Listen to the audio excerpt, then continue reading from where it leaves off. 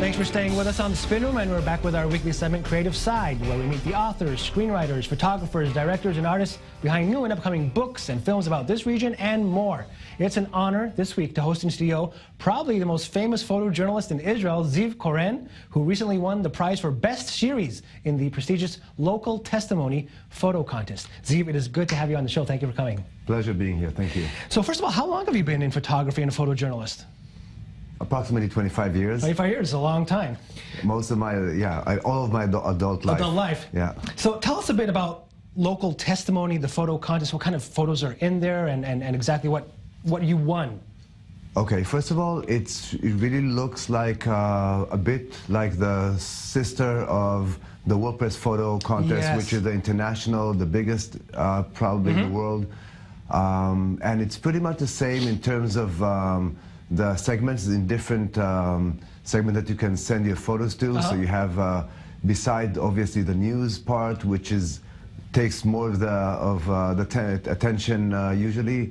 You have things like sport and environment and other categories as well. And you won Best Series, right? Yes, the Best Series is kind of different than it's not like places 1, 2, or 3 in each category. It's like the Best Series of the year. Okay, so what was let's start going through the series. We're going to bring it up on the screen. Tell us a little about what the general idea is behind your series. It was basically one night, basically, of arrests in the West Bank. Here we go. Most of the series was shot in like probably about 3 minutes.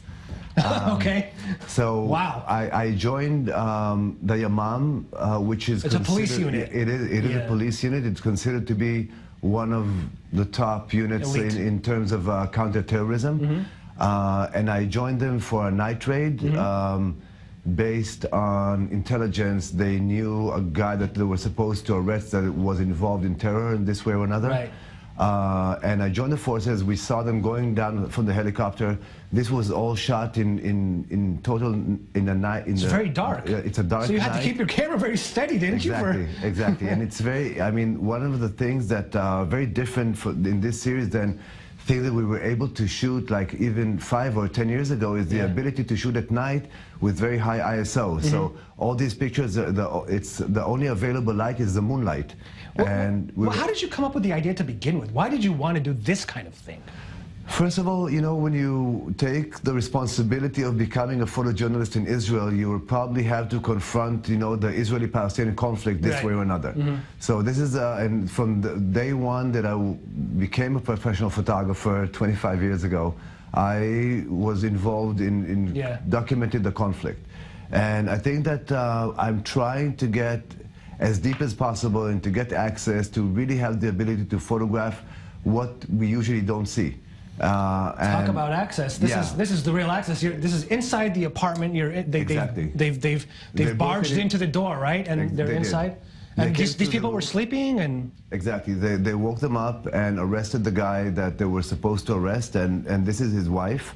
And we literally see her in a second. We'll see a picture of her when she's putting the shoes on to her husband before he's going to be this is the husband being blindfolded, and there's the wife right in front of him. You know, could you share a bit about what you feel when you're witnessing this? Do you feel any? Do you feel empathy for the soldiers because you're an Israeli? Do you feel empathy for the Palestinian who's being, you know, his house is being... You know, I guess I have empathy to both sides in some way, and I'm trying to capture in the 3 minutes, as I told you, from the minute that they break in the house until they're out with the suspect. Yeah, I want to ask our director to stop on this picture for a minute, because there's something about this picture that I saw was really quite... I don't know how to say. I mean, there's almost something a bit surreal about it, because it feels like it's very quiet. The woman looks almost like, I feel like I've done this to my kids, tie their shoes before going to school. Exactly. And here is a man who's being arrested. How did you...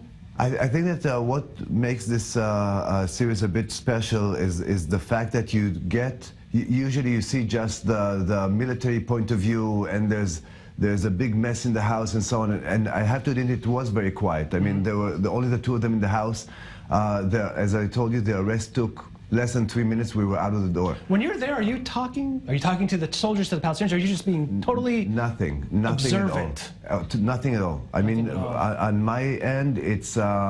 I think that the highest point of a documentary photographer is to be like a fly on the wall, and that's exactly, you know, almost unnoticed in a way. Yeah, that you're not... because the idea is to capture the moment as realistic as possible, and you know, I'm not coming with any agenda that wants to tell the story of this part or the other. You know, I come, as you said, as an observer, just to see and to capture the pictures and to make you the judge of if it's right or wrong. Is that easy for you, or is it difficult for you to be, you know, to detach yourself like that, to be quiet? Do you feel like you want to sometimes say something? Or honestly, do something? I would prefer being a fly on the wall and tell the story as it is. I mean,